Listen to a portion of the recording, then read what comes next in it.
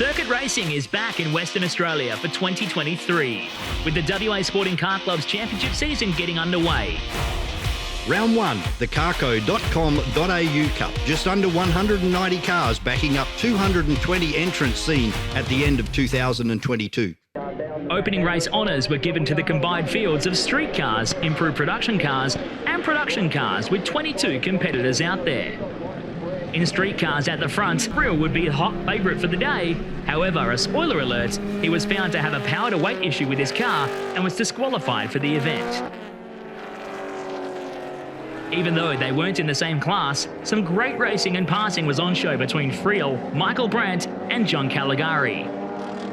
As for the results, in street cars, the DQ left Michael Brandt, Benjamin Peachy and Jared Kerry all getting bumps to move up to first, second and third respectively. Caligari, Pollard and Palomo would take out outright improved production honours, and in 3A production, James Gellan, Damien Croxon and Rob Lansmere would take out the podiums ahead of the 3 RX8 entrants.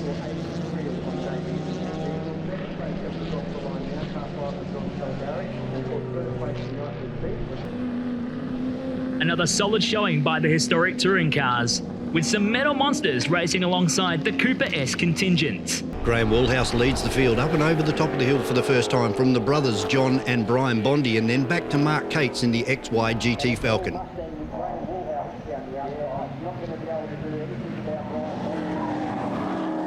While chasing down John Bondi's Monaro HQ GTS Coupe, Peter Piscaneri would find himself on the grass and almost in the sand trap through turn 5. However, for some skillful driving saved him and he kept on the hard charge, eventually finishing second after Bondi suffered a DNF. The TC Cortina of Van Wright off into the sand trap down there at the back of the field.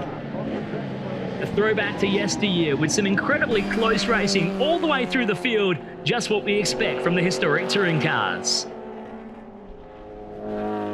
Line honours would go to Mark Cates, with Piscaneri second and Brian Bondi in third.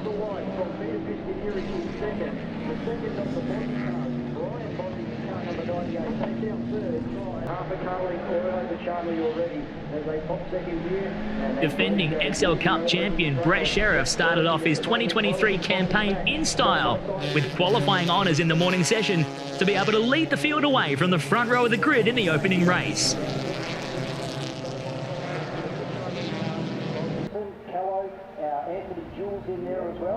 A tightly compacted field pouring their way around the carco.com.au Raceway, with 23 XL Cup cars taken to the track.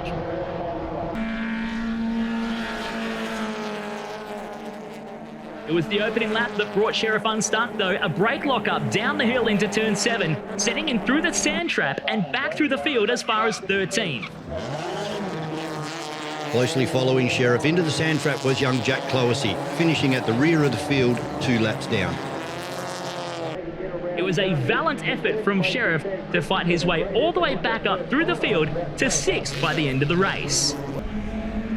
It was Carlos Ambrosio and Craig Charnley swapping places numerous times over the 8-lap race to take first and second, with Jackson Callow coming home in third.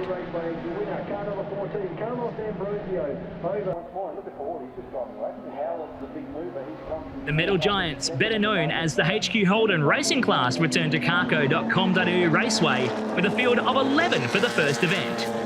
Brant Ord and Michael Howlett would play swapsies for most of the race, while Dennis Russell and Ryan Davis would repeat the feat for third and fourth, tightly packed together, leaning each other with the steel bumpers, just as the HQs do. Brant Ord down the inside of Michael Howlett down into turn number 6. He got a great run out of turn number 6, side by side up and over the top of the hill and down into 7. As the flag fell, it was Grant Ord over Michael Howlett, with Dennis Russell eventually beating out Davis for third.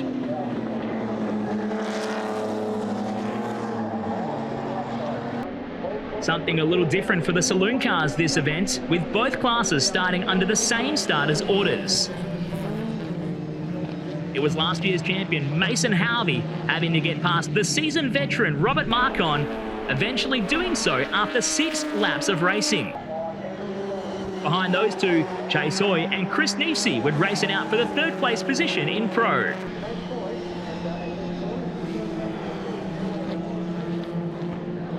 In Pro-Am, Michael Koberstein continued his form from last year, leading the way with Reggie Ralph a fair spot back. With both classes starting at the same time, it allowed for some great racing right the way through the field. Saloon cars showcasing the old school classic Holden versus Ford racing that we've grown to know and love. When the race was all said and done, Harvey taking the win over Robert Marcon in second and Nisi in third, while in Pro-Am, Koberstein would maintain his sizable gap with Reggie Ralph in second and the returning Nicholas Hanlon in third.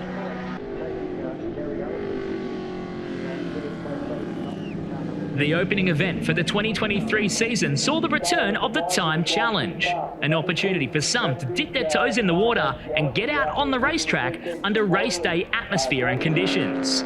An opportunity for others to get on track and test their skill in driving consistency and precision to figure out who's going to come out as your winner. Overall honours for the first session of Time Challenge going to Tony Manor in first, over Michael Costa in second, and Gary Utterson in third. A field of 13 cars took to the track in Time Challenge, and the first session honours going to Tony Manor in first, over Michael Costa in second, and Gary Utterson coming home in third.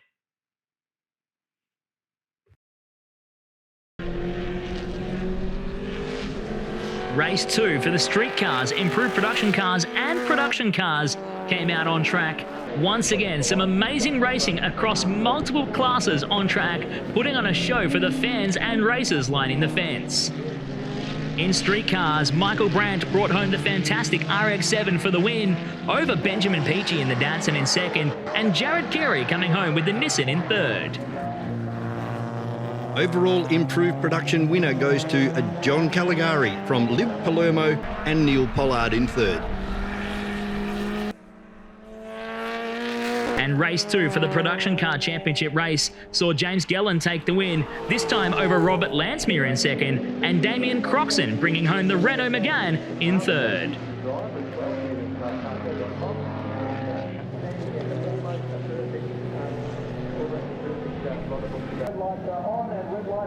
The second race for the historic touring cars made it onto the racetrack in the heat of the day at carco.com.au Raceway.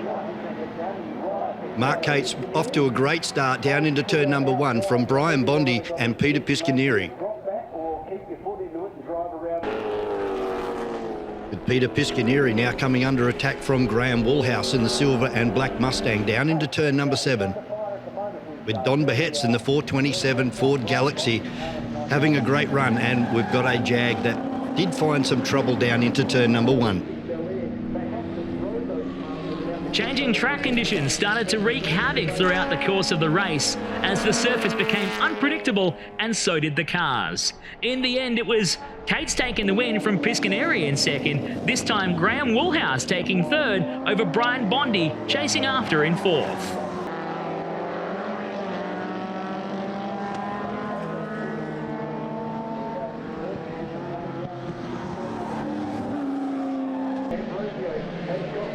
The second race for the XL Cup Series saw Race 1 winners Carlos Ambrosio and Craig Charnley leading away for the rest of the field, with a snarling pack of XL Cup cars charging up behind him.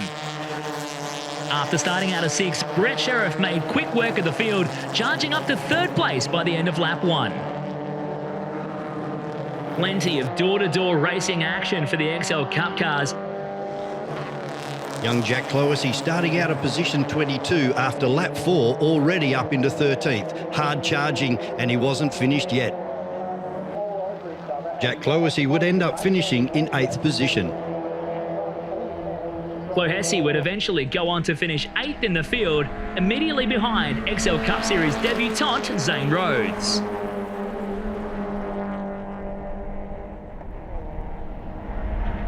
Rhodes getting his baptism of fire 3 wide through turn 7. A nice introduction to a new class of racing for the former go-kart racer.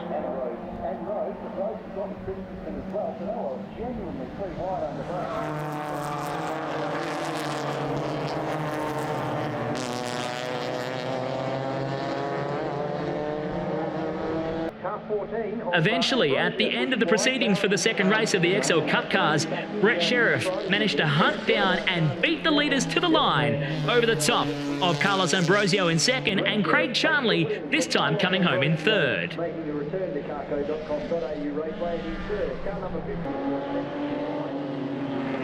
Race number 2 for the HQ Holdens brought all the action with a ton of racing bumper to bumper and door to door and multiple lead changes throughout the course of the 10-lap race. It was Michael Howlett and Grant Ord constantly fighting all the way around the circuit, but some standout performances from the likes of Peter Marsh and Dennis Russell fighting their way through, even leading towards the end of the race.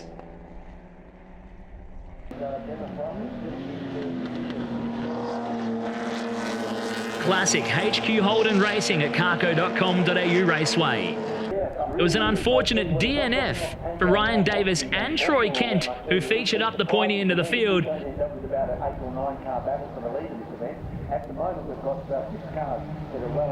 The Holden HQ, an icon in Australian motoring industry, and it's great to see so many of these steel-bodied cars here at carco.com.au Raceway.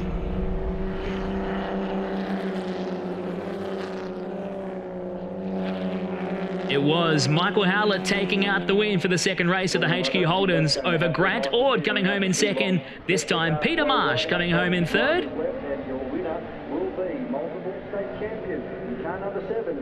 We caught up after the race with Phillip Breen. Catching up with Phil Breen, how are you today? Fantastic. It's been an awesome day. Awesome day. Now, how much work have you done on your car in the off-season? Little. And what about on the driver? A lot's on the driver. You too can have a body like this and survive. Sorry.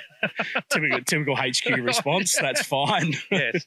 No, you just fix whatever you can and just get it so you can race. Keep racing. Don't try to change too much. So how's your results been so far today at the first round? About halfway all the way through, so it's been pretty good. Yep. Yeah. What's your predictions for the front pack this year?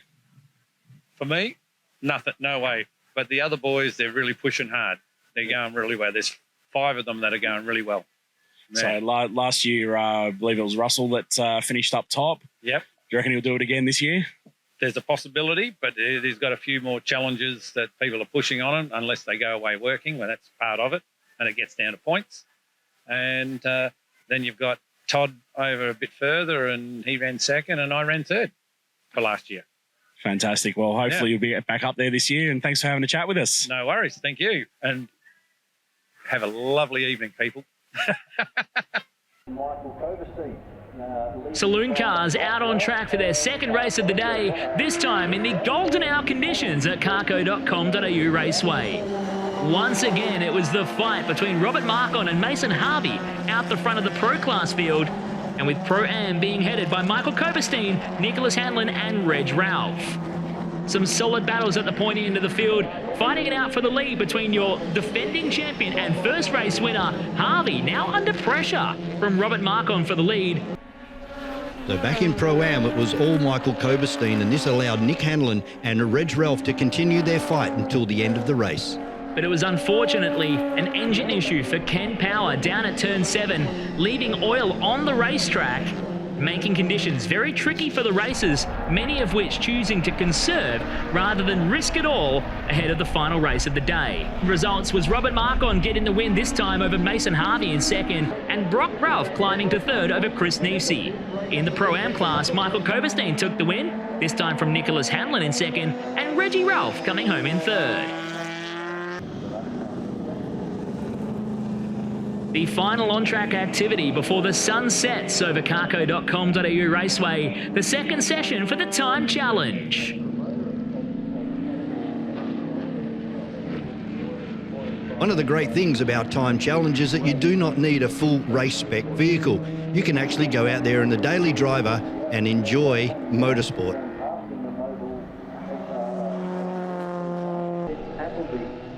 An extremely close session, but this time it was a standout performance for Ryan Appleby in the Toyota Celica, taking the win over Aaron Birmingham, home for second, and Jamie Scott taking out honours in third. 88 for Birmingham. The sun went down and the lights came up over carco.com.au Raceway. After a brief delay, on-track activities resumed, this time with the third session for the time challenge.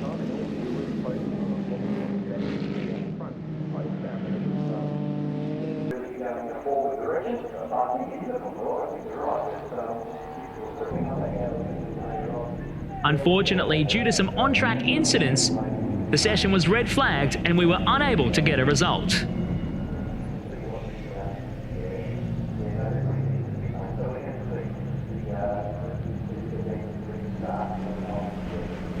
Something special for race 3 of the historic touring cars, we went live on board with Trevor Fairs in the Morris Cooper. Sit back, relax, and enjoy the ride.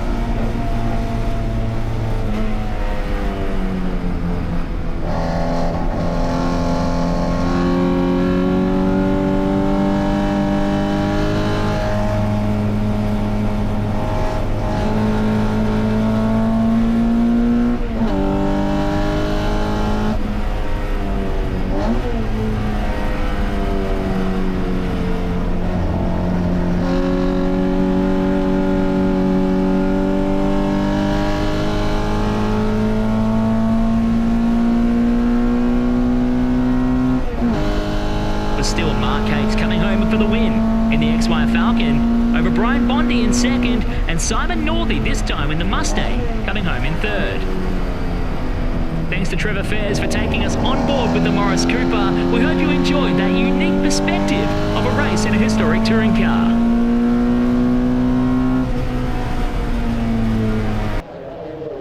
Race 3 for the Hyundai XL Cup cars as they descended into darkness at carco.com.au Raceway.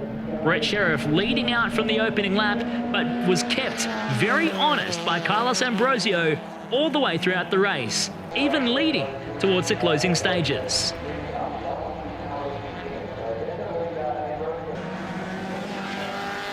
A 20-plus strong field of XL Cup cars racing around throughout the night, an absolute sea of brake lights as they climb the hill through the S's.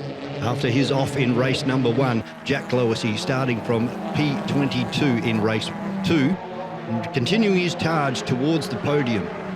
In the end, it was Brett Sheriff taking the win over Carlos Ambrosio home in second, and the return of Jack Lahesi back on the podium in third. The third and final race for the HQ Holden class reignited some old battles from earlier in the day. It was still Howlett and Ord fighting it out towards the front end of the field. However, an opening lap incident for Grant Thompson was very lucky for all the other drivers to avoid in this spin through the left-hander.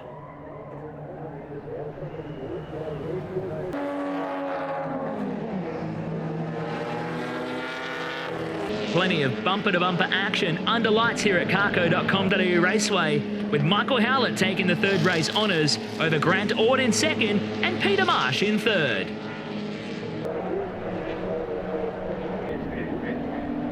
The third and final race under lights for the Saloon cars saw it all. Glowing brake rotors, sparks, flames and flashing headlights all around carco.com.au Raceway. The hard racing action lasted for about 4 laps, where an unfortunate DNF brought unstuck a fantastic weekend otherwise for Michael Koberstein in the Pro-Am class. With the demise of Michael Koberstein earlier in the race, this allowed Hanlon, Martin and Streetfield to fight out for the podium finish. With Robert Marcon under pressure from Brock Ralph before the safety car came out and ended in a one-lap dash at the end of the night. The Pro class being taken out by Mason Harvey over Robert Marcon and Brock Ralph in third, from Nicholas Hanlon taking the win in Pro-Am over Andrew Martin and Neil Streetfield.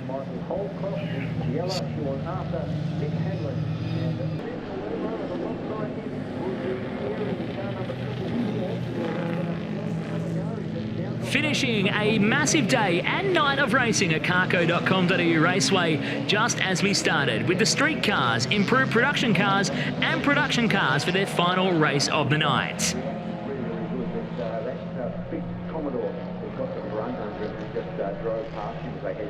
The combined IPC, street cars and 3E production grid would lend itself to some great on-track action, despite racing for their own podiums.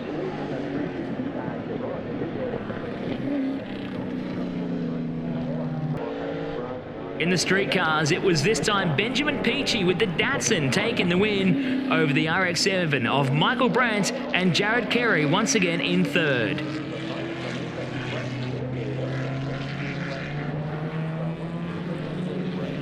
In improved production, John Caligari proving too strong for the field, a winning margin of over 30 seconds back to Liv Palermo in second and Mark Jolly in third.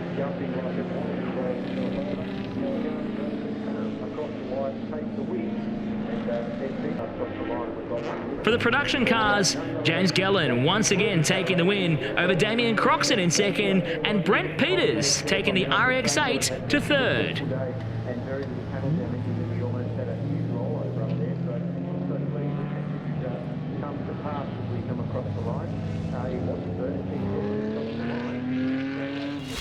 Congratulations to all the winners from day one of the carco.com.au Cup. Make sure to like, follow and subscribe the WA Sporting Car Club on all your social media platforms and stay tuned for day 2, upcoming information and events.